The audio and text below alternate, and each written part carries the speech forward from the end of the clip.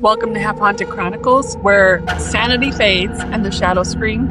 I'm your host, Candy, and today we're exploring the intersection of horror and horror institutions. A real-life boogeyman hiding in the abandoned asylum, and a hospital so haunted it became a monument of fear. This is Asylums and Aftershocks. For decades, Staten Island had a ghost story. Camp counselors whispered it at night. Kids dared each other to say his name. Cropsey, the escaped mental patient who dragged children into the woods.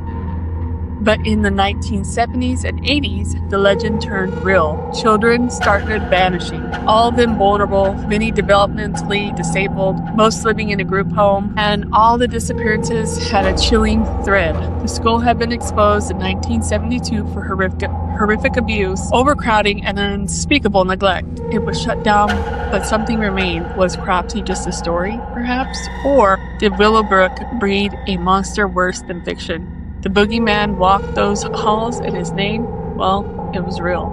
Perched on a lonely hill in Louisville, Kentucky, sits one of the most notorious haunted hospitals in America, Waverly Hills Sanatorium. Built in 1910 to treat tuberculosis, it quickly became overwhelmed, and over 6,000 people are said to have died within its walls. Patients were isolated, lungs collapsed by experimental treatments, and then the death came.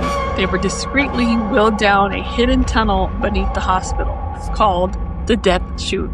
Today, the spirits are anything but quiet.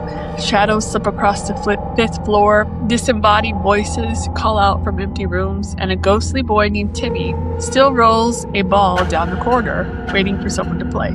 Visitors report being shoved, scratched. One man claimed the walls whispered his name over and over until he fled. Waverly doesn't hide its dead, it hosts them. So here are 3 creepy facts, Haunted Institutions Edition. Some mental asylums use lobotomies as routine punishment. 1940s and 50s, ice pick lobotomies were performed in assembly line fashion, sometimes without anesthesia, leaving patients permanently incapacitated for minor behavioral issues. Visitors to Trans-Allegheny Asylum report seeing a figure crawling on the ceiling, dubbed the Creeper. It's not associated with any specific patient, just black, spidery mass that watches and follows. No thank you. Old hospital intercoms sometimes turn on by themselves and broadcast garbled voices when there's no power running through the system. I firsthand have witnessed that because I worked at a hospital. But that's beside the point. It's scary. So, some buildings were never meant to heal, and some monsters don't need to be imagined. Thanks for walking the forgotten halls with me on Half Haunted Chronicles. Catch me on the next episode, Fire, Fog, and Fatal Mistakes. Like and follow and share if you're brave enough to visit these 3 haunted institutions where trauma never left and the walls still remembered. You can find me on YouTube at Half Haunted Podcasts, TikTok at Half Haunted Chronicles. Don't forget to share your ghost stories if you'd like at halfhauntedpodcast@gmail.com. Until then, stay curious,